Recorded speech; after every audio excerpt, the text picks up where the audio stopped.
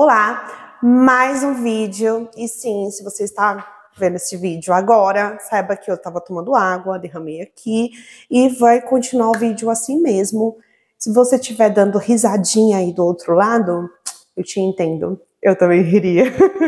Hoje, para fazer a análise do Breno, eu trouxe o livro O Cérebro Intuitivo, do John Berg, para falar sobre um padrão psicológico que influencia na escolha da profissão e está ligada até na identificação com uma posição política mais específica. E eu fiquei bem chocada com os resultados dessa pesquisa, vou compartilhar com vocês. Eu quero abrir esse livro, eu quero abrir esse vídeo com uma frase da Ritinha, a maravilhosa Rita Von Hunt, que ela diz, abre aspas, nascemos com infinitas possibilidades e terminamos todos iguais. E assim morremos um exército de clones.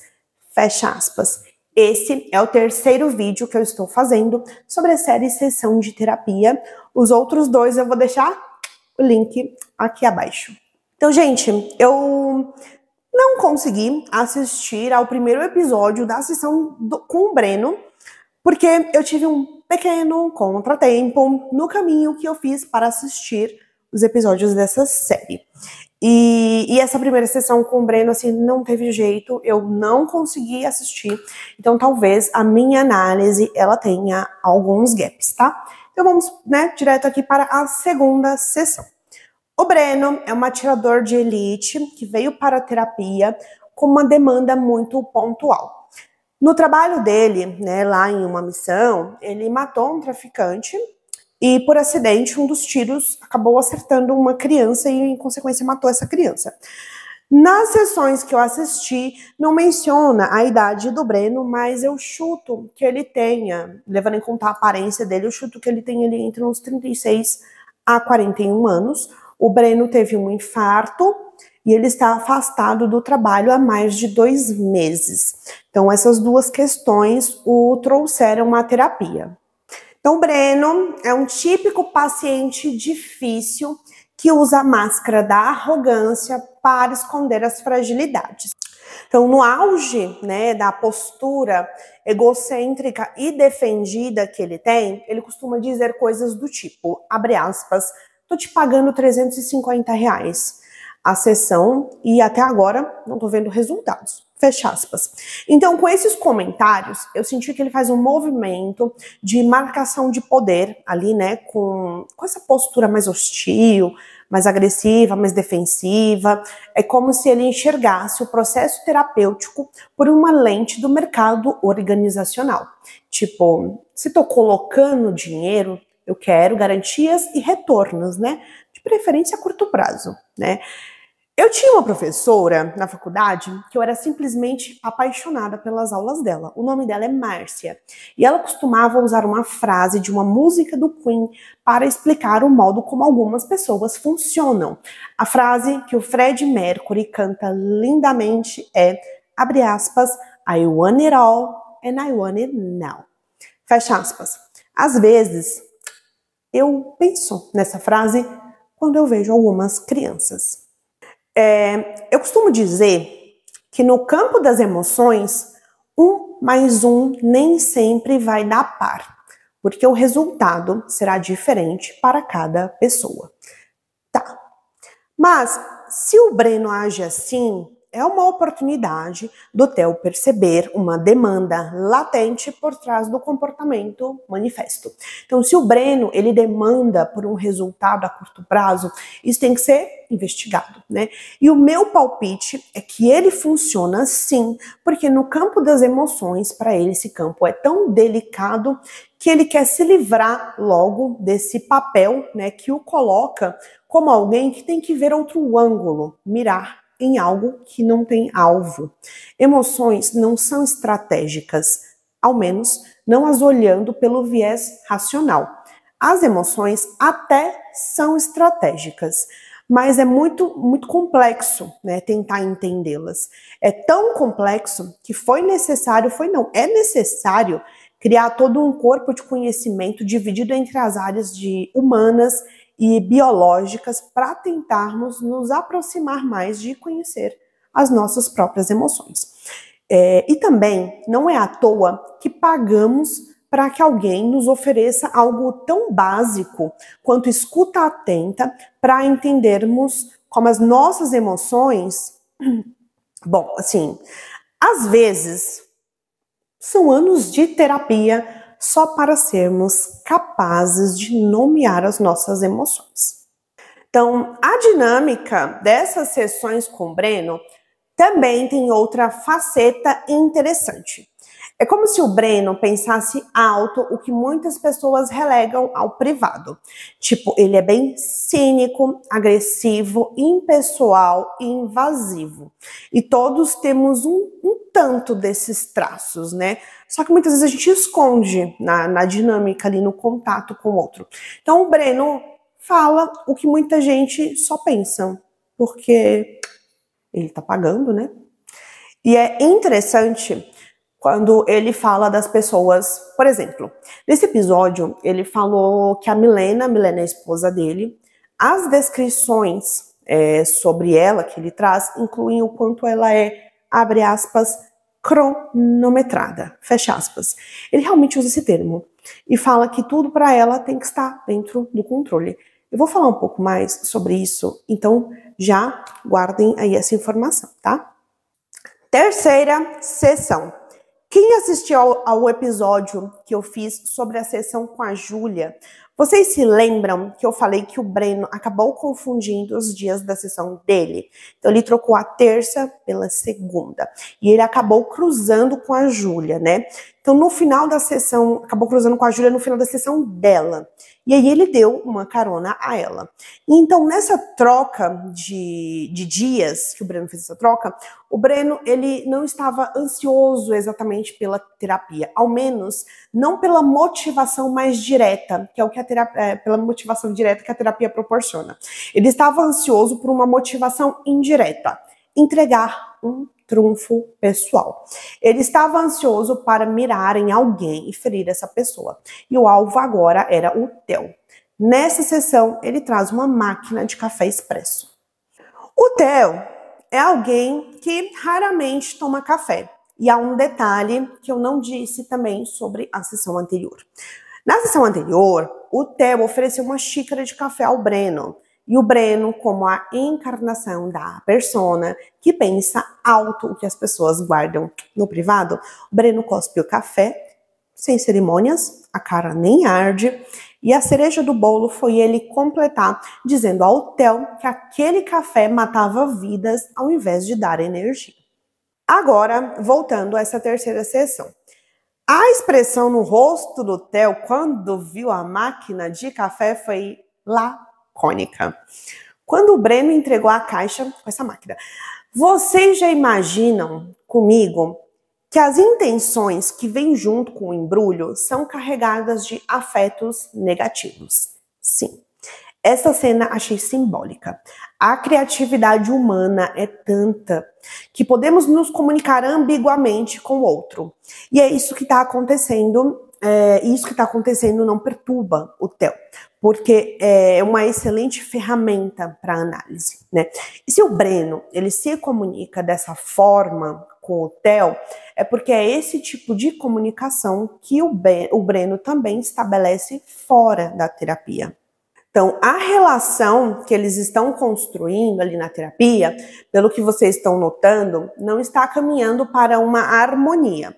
O Breno está contribuindo para essa confusão com um tipo de comunicação não assertiva, passiva-agressiva e que coloca o outro sempre em dúvida das reais intenções que ele tem.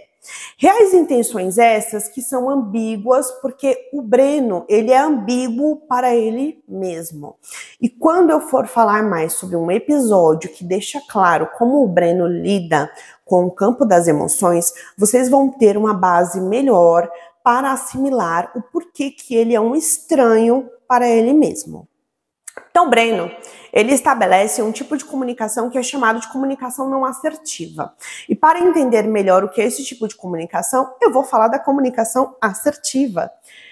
Comunicação assertiva acontece quando estamos tendo uma troca ali com o outro, seja íntima ou seja de qualquer outra natureza. A gente está ali, né, nessa troca, estamos dando algo, ao mesmo tempo que também estamos demandando algo desse outro.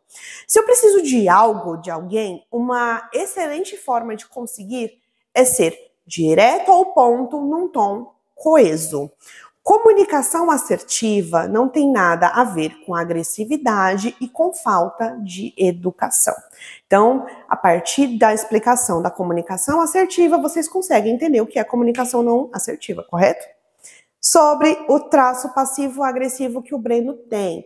A Ana Freud, filha do Freud, dedicou boa parte da sua vida em estudar os mecanismos de defesa do ego.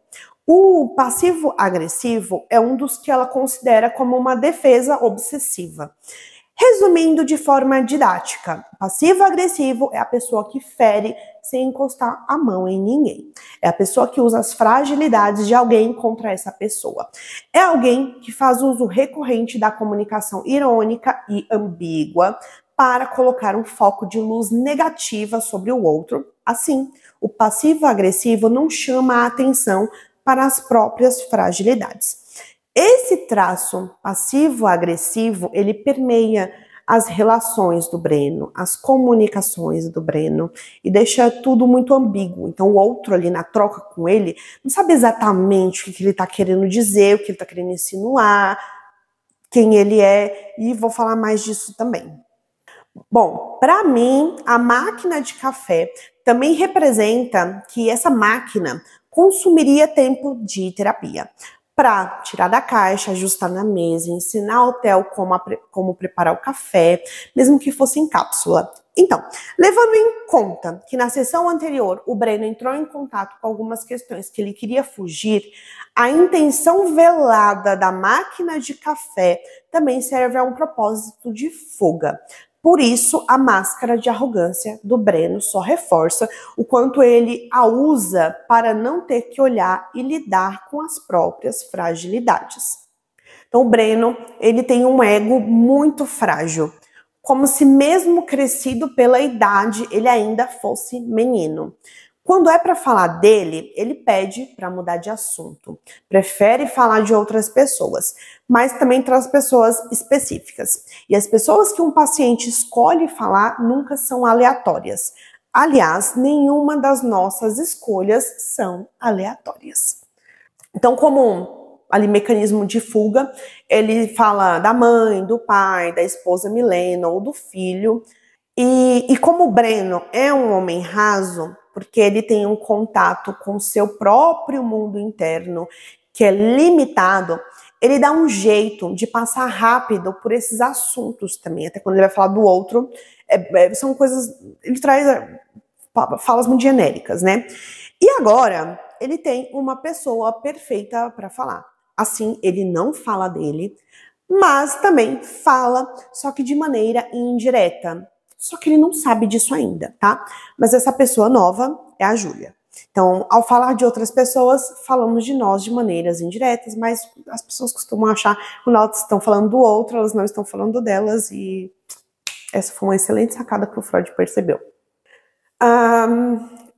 Né, Júlia, máquina de café, assim, são ótimos estratégias de fuga para o Breno. Tem uma sessão que ele diz, né, abre aspas, né, enquanto ele está montando ali a máquina de café para ensinar o Theo a usá-la. Ele diz, abre aspas, R$150, você acredita que no mercado ela tá mais caro? Tá uns R$800?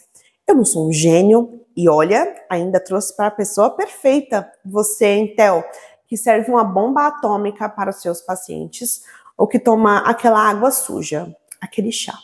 Fecha aspas. É com essa frase do Theo que eu encerro esta terceira sessão. Quarta sessão. Breno chegou mais cedo.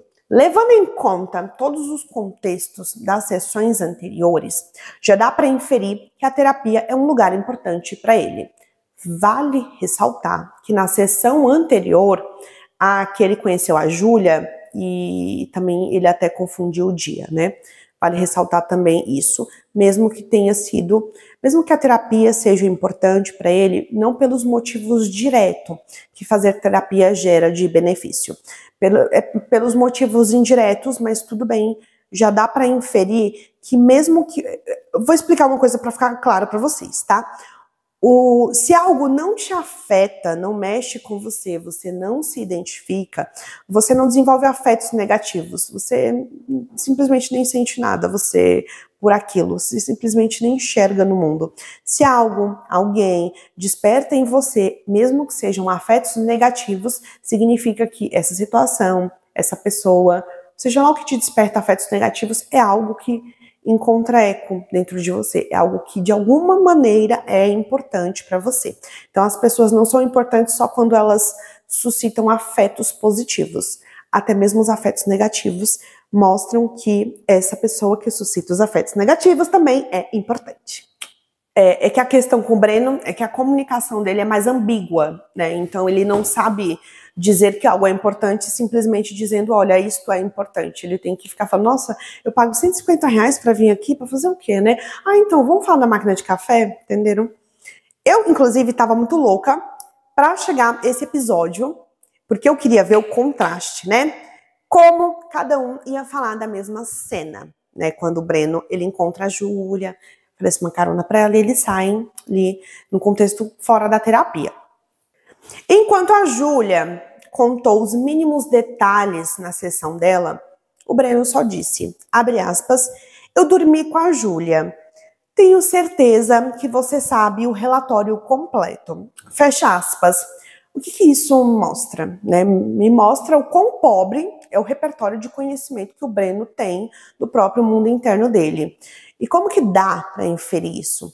Pelo modo como ele organiza o discurso, como ele transborda para o lado de fora em atitudes e escolhas. Reparem o contraste. Lembram quando eu falei da descrição da Júlia sobre o mesmo acontecimento? Ela trouxe descrições de dentro. O Breno descreve a mesma cena pela perspectiva de fora, né? Então, vamos lá. O que é descrever pela perspectiva de fora? Ele fala assim que ela fez o ritual completo, fez sushi, ele reclamou da comida dela, falou que prefere picanha. O ponto é, enquanto a Júlia trouxe a mesma cena, descrevendo como ela se sentiu e como percebeu, o Breno trouxe descrições do ambiente. Coisas que qualquer pessoa com todos os órgãos dos sentidos preservados pode fazer tranquilamente. E o pior não é nem a descrição refém dos órgãos do sentido.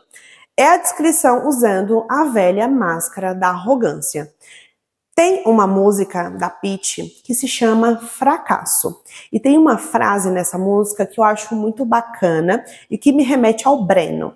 Essa frase fala assim, abre aspas, e vítima de si, despreza o que nunca vai ter. Fecha aspas. O Breno completa, né? Ele fala, abre aspas, esse povo quer viver uma vida que não é deles, fecha aspas. Como se depois de uma semana conversando com a Júlia, ele soubesse exatamente qual a melhor vida para ela, que não ela. Por fim, o Breno conclui brilhantemente, né? Abre aspas. E depois do jantar a gente foi para o quarto e transou. Fecha aspas. Eu acho que a forma mais eficaz de apequenar a vida é ver tudo pelas lentes estreitas. O pior. Lentes binárias. Bom versus mal. Sushi versus picanha. Coitado do sushi e da picanha. Quando o Theo fala, né, que o Breno, quando ele se sente inseguro, ele acaba tentando diminuir as outras pessoas. Assim como o faz com diversos comportamentos, né? E o Breno sentiu o soco e o Breno sentiu o soco, assim, do Theo, o impacto do Theo ter dito isso, nesse sentido. Calma aí, gente, briga teremos sim, mas não agora, peraí.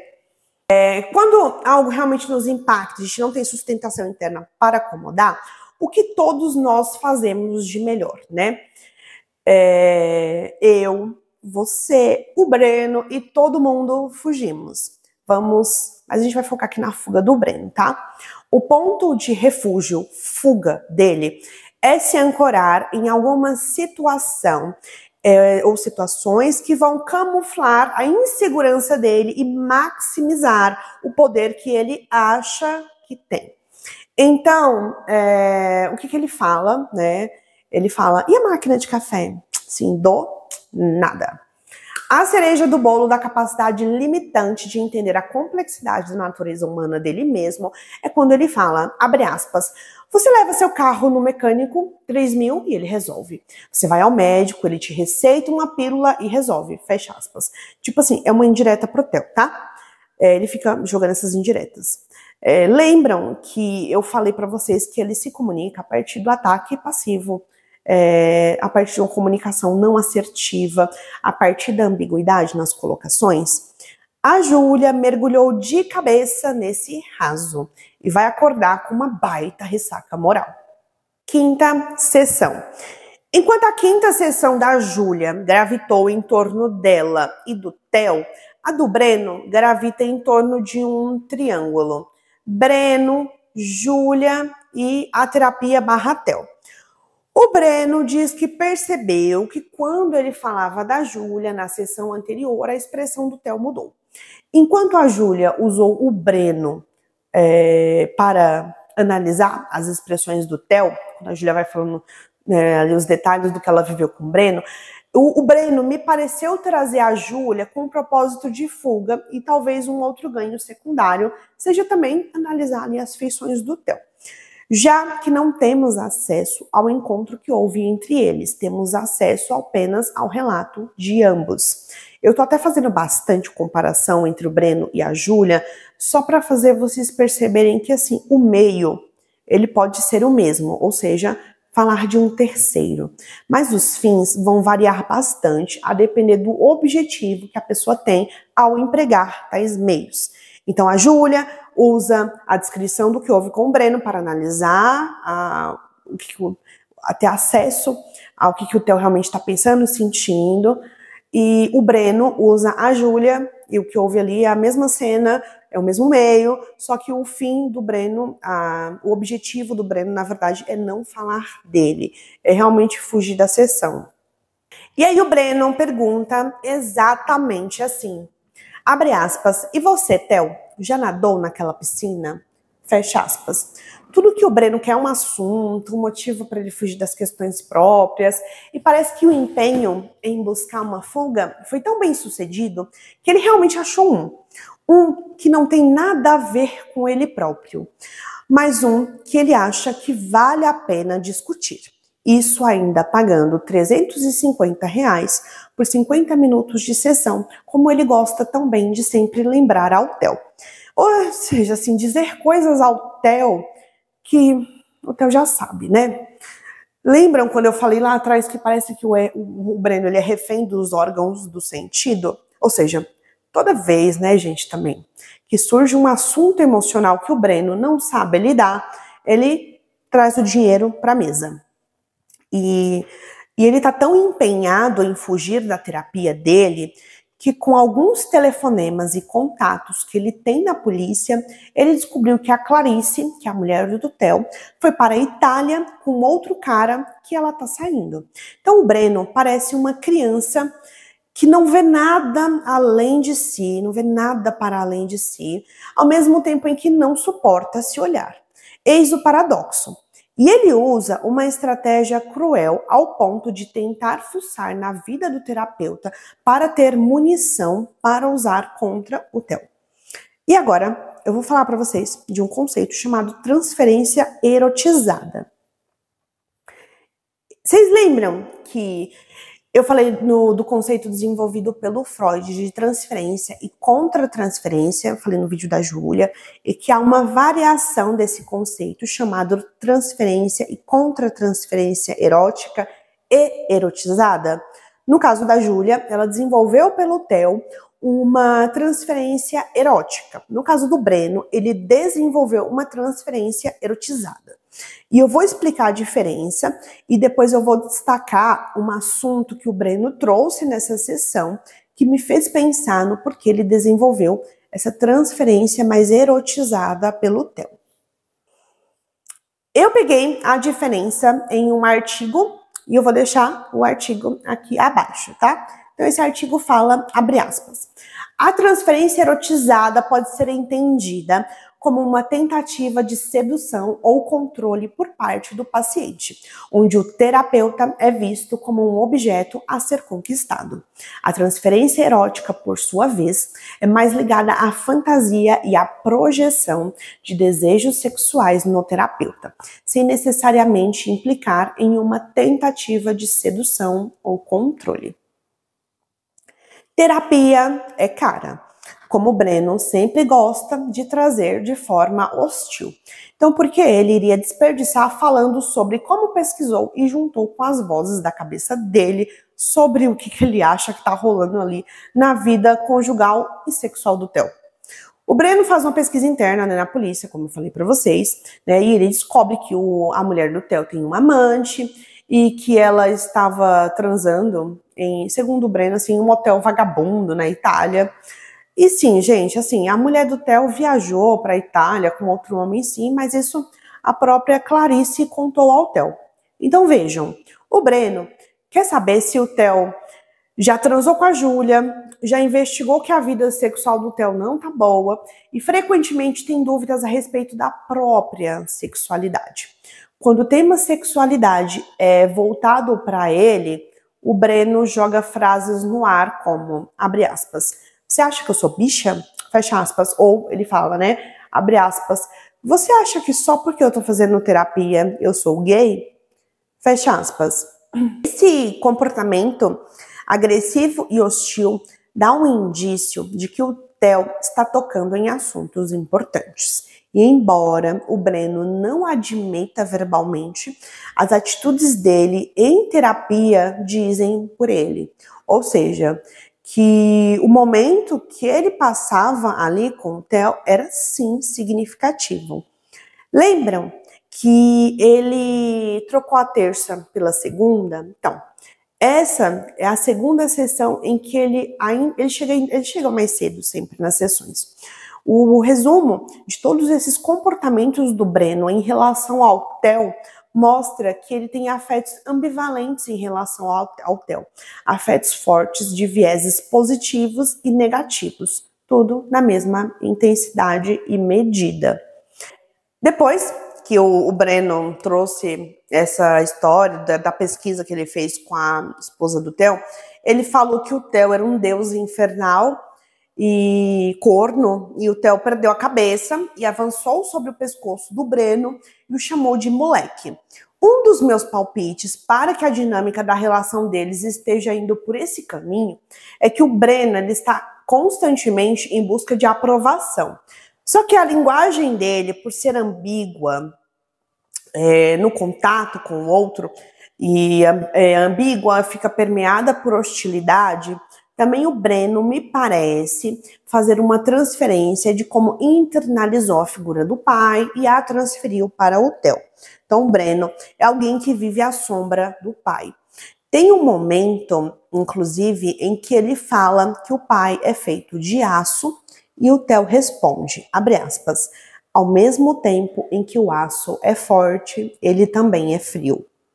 Sexta sessão. O auge da arrogância do Breno é achar que só porque ele está pagando, ele pode dizer o que quiser, mesmo que isso signifique ofender o Theo. Porque, já que ele está pagando, né? A visão dele é tão limitada que não existe isso de... Por exemplo, eu penso assim, né? A sua maior fraqueza pode ser a fonte da sua maior força.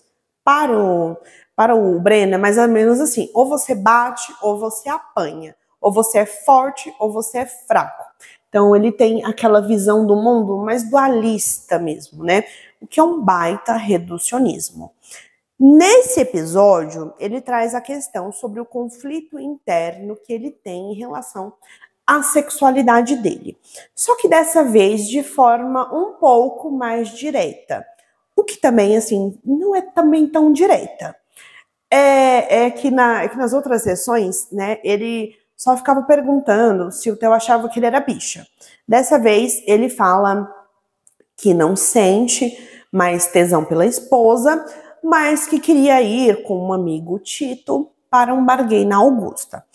Depois ele já fala de uma experiência, ele emenda essa história numa experiência que ele teve com o pai, quando era pequeno. Ele fala que o pai é um conservador e militar, linha dura, e quando o Breno era pequeno e passava na Augusta com o pai, esse pai costumava dizer que a Avenida Augusta era o auge de São Paulo, mas virou a boca do lixo. Essa última frase, assim, eram as palavras do Breno.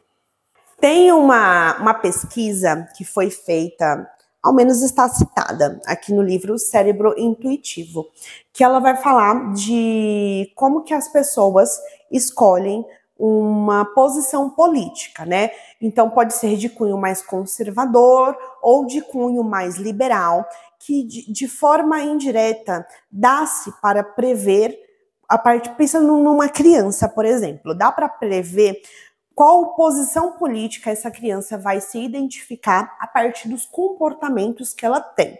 Porque o nosso comportamento ele é um resultado da nossa genética mais ambiente. Então, a partir do momento pensando no ambiente no qual uma criança foi exposta e o tipo de educação que ela teve, ou a postura dos pais que permearam ali o ambiente dela, já dá para prever qual posição política ela vai se identificar, e não só isso. Dá para tentar saber um pouco sobre talvez até qual profissão ela vai escolher. E aí nessa pesquisa que eles fizeram, eles chegaram à conclusão que muitos militares, pessoas que escolhiam a carreira militar, elas tinham, em sua grande esmagadora maioria, uma postura que tende mais a serem mais conservadores. E tem algumas outras profissões que ele cita, que não vem ao caso, que tendem a, dependendo da pessoa, ela tende se ela já tem uma propensão a pensar de uma forma mais liberal, a se identificar mais com essas ideologias, ela também tende a ir por caminhos de profissões que sigam, que tenham ali, pelo menos nos seus preceitos ali nas bases, um pensamento mais liberal, e os militares tendem a ir mais para o pensamento conservador. Trouxe esta pesquisa porque o Breno ele está seguindo a mesma linha que o pai, né? Ele tem uma identificação muito forte com esse pai. Ele escolheu, o pai era militar, o Breno seguiu a carreira militar. Dá para perceber pelos comentários do pai que o pai é extremamente conservador. Dá para perceber também pelos comentários do Breno que na verdade o Breno é só uma versão do pai dele, só que mais nova. E ele também é extremamente conservador, e aí ele acaba dando um tiro no pé dele mesmo, por ele manter essa postura.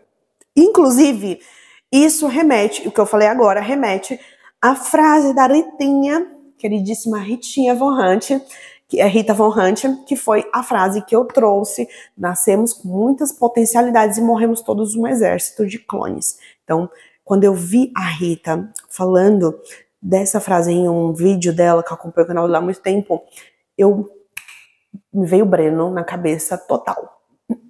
Outro conceito que eu quero falar com vocês, que eu percebo no Breno, é a dissonância cognitiva, que tem relação com essa postura dele mais conservadora, né?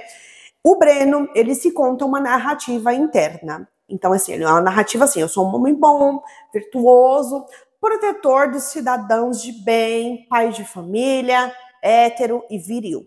E aí, se as atitudes, pensamentos e escolhas, elas contradizem a narrativa interna que ele se conta, pode se instalar a dissonância cognitiva.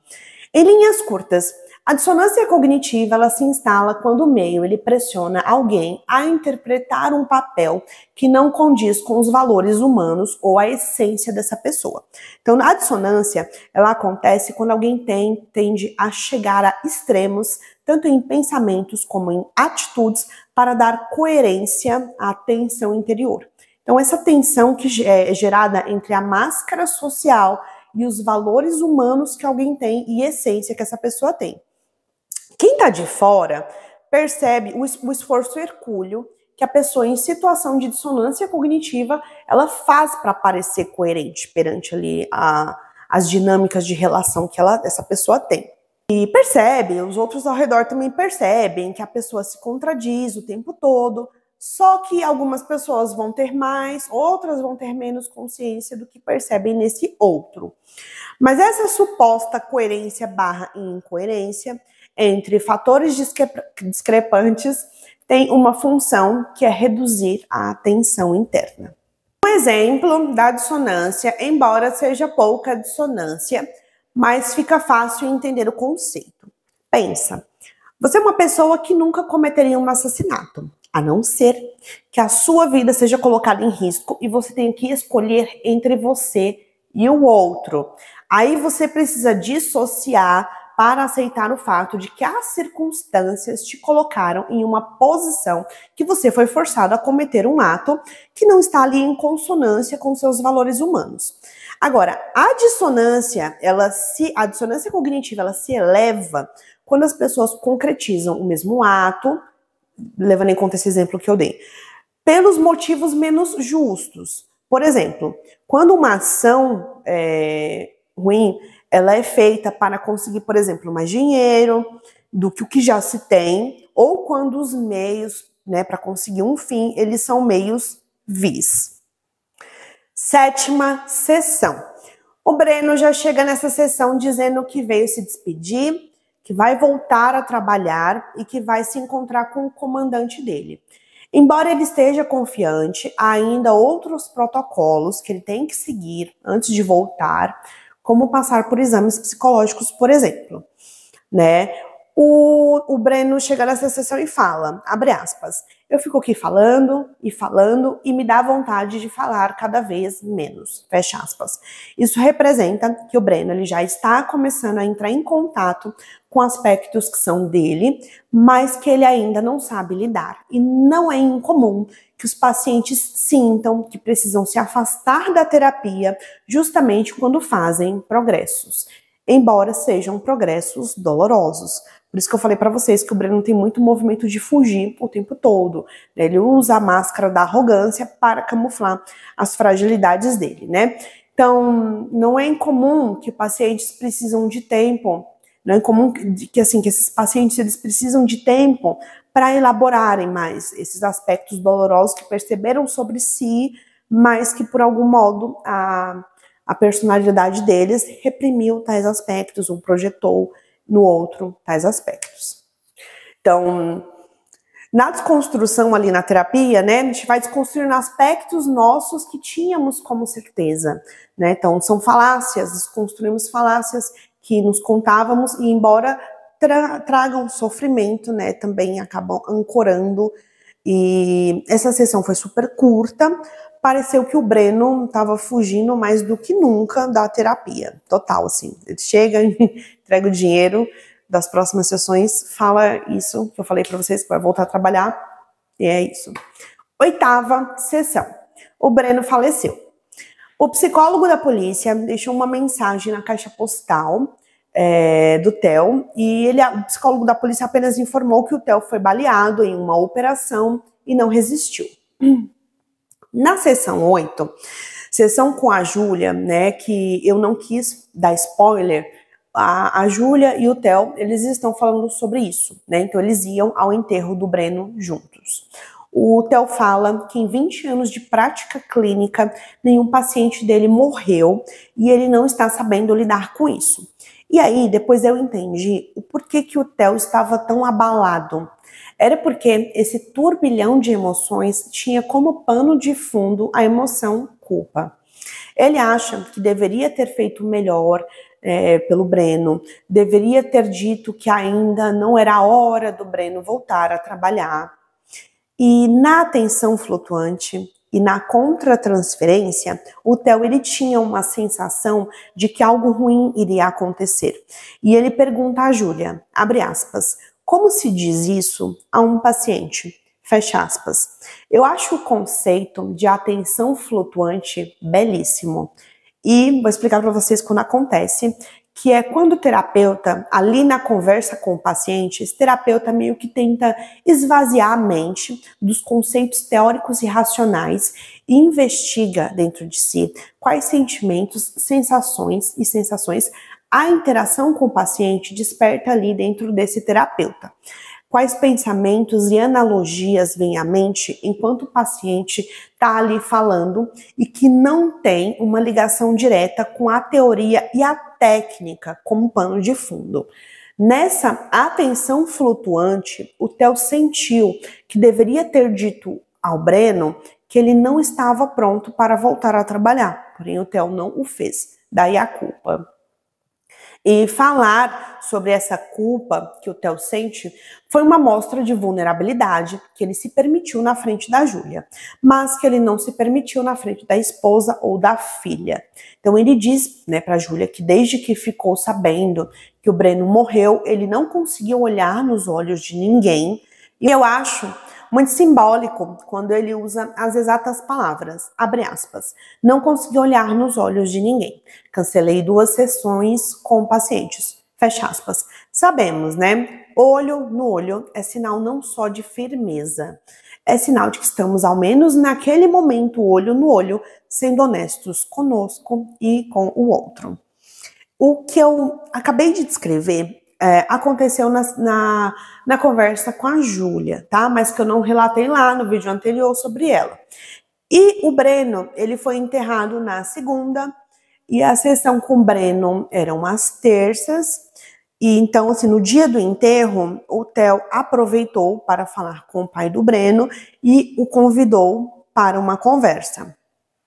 Então, agora é terça-feira, e aí essa sessão, ela será com o pai do Breno, que se mostrou um homem extremamente rígido. Nas palavras dele, ele aceitou conversar com o Theo porque esse pai tinha 2 perguntas a fazê-lo.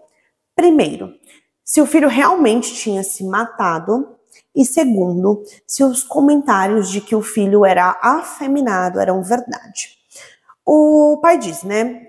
Ele tem mulher, tem filho, ele é um pai. Por que ele preferiu para pagar para falar com um estranho? E o pai diz, né? Abre aspas, e o pai continua dizendo, né? Abre aspas, pra mim você é igual puta. Você ouvia o Breno porque é seu trabalho. Fecha aspas. E o Theo responde, abre aspas, eu me orgulho muito do meu trabalho. E se eu não ligasse para os meus pacientes, eu lhe garanto de que eu não teria mais nenhum. Fecha aspas. E aí o pai responde, abre aspas, eu não quis dizer puta no mau sentido, né? Um mundo sem putas seria muito pior. Eu quis dizer que eu achava a terapia coisa de mulher e viado, fecha aspas, depois completa, abre aspas, eu não tenho tempo para psicólogos, tive que virar homem muito cedo, fecha aspas. Já disse isso em outros vídeos, mas vou repetir. Quando alguém nos faz uma pergunta, essa pessoa já elaborou em pensamentos uma hipótese.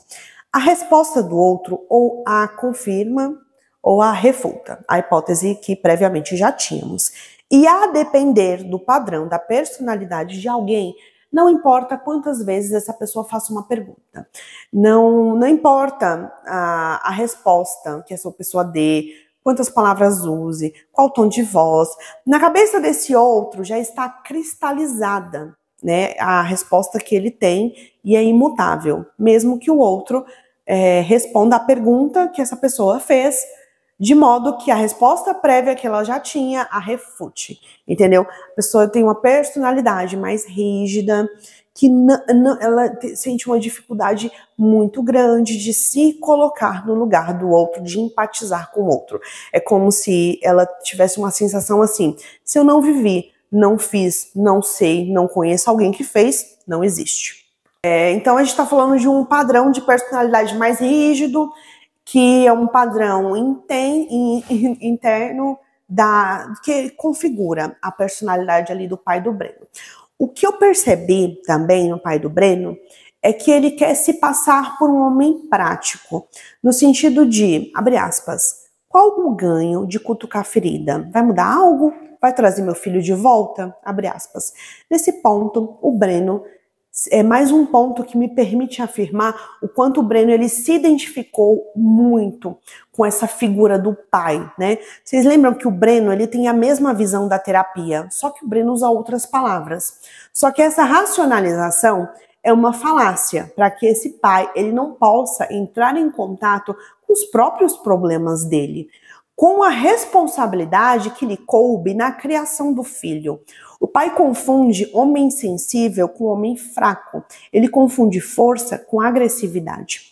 A impressão que eu tive é a de que o pai do Breno não foi lá para saber sobre o filho, mas ele foi lá para procurar um culpado. Ele quer a absolvição ao preço de culpar o terapeuta. Estava na vida do Theo, na vida do Breno, há 7 sessões. Enquanto o pai esteve na vida do Breno por mais de 40 anos. Agora eu pergunto, gente, qual o peso dessa balança, né? E aí, mais uma vez, a gente também está falando aqui de dissonância cognitiva.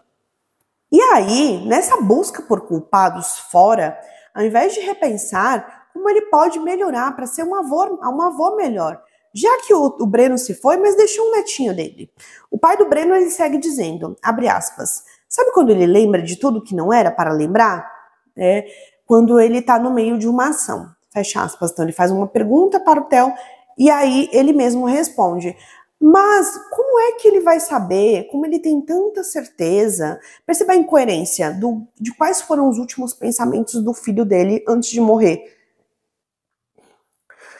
É realmente muito triste quando vemos alguém que não consegue sustentar o peso das suas próprias ações, né?